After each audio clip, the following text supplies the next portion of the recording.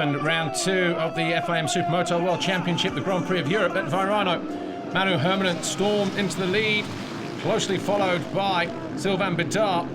Joris Nastrom was getting off at the first turn, but up front though, the eyes were on 131, the championship leader, undefeated so far in 2013, Manu Herminen. But Thomas Scherer was right there behind him. Sylvain Bidard dropped to third position.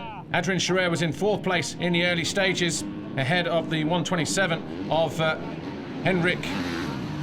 Aurélien Grelier, sorry, on board with Sylvain Bidard as he battled his way through the field in third and fourth position throughout the whole moto. But that was Ivan Lazzarini and Peter Vorlacek.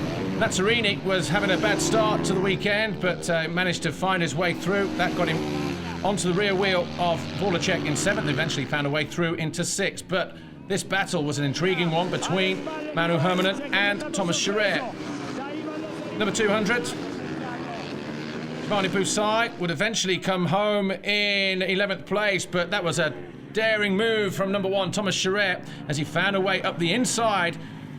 After first going around the outside through the sweeping left, he dived down the inside through the sweeping right, and that was the moment he passed number 131, Manu Herminen, on lap 5.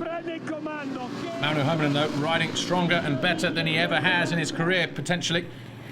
But number 5, Adrien Scherer, once he got into third place, was having a fairly quiet ride as Elias Saint-Martin, number 32, battled with Massimo Beltrami down in the lower end of the points. A couple of laps later, Manu Herminen was back leading Thomas Scherer.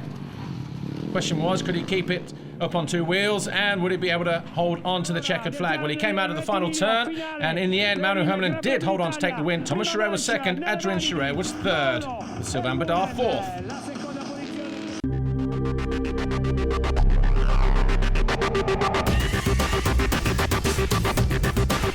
In the second race, Sylvain Bidard, number 64, got a good jump, but 131 managed just to drop his SHR TM across the front of the Honda.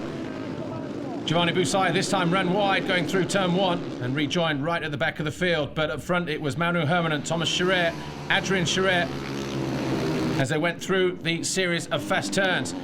Thomas Scherer found a way through into the lead, but not being denied, Manu Herminen responded immediately. And then, just like in Moto number 1, Thomas Scherer swept through that right-hander and found his way into the lead in the next left. And those two riders were definitely dicing for the lead this weekend. That was on lap 3. Adrien Scherer, though, was in third place, coming under attack in the closing stages from 64, Sylvain Bidard, and Ivan Lazzarini in 5th place. Lazzarini would eventually go through into 4th. Manu Herminen repeated the manoeuvre, but wasn't quite brave enough to go through the sweeping right, and would have to wait until the final corner with a couple of laps to go. Just here, and Manu Herminen once again led the race with about, well, 4 or 5 laps to go. Once there, he was never headed. The checkered flag fell for the second time. Manu Herminen was the race winner and the overall Grand Prix winner. Thomas Scherer came home second. Adrien Scherer was third.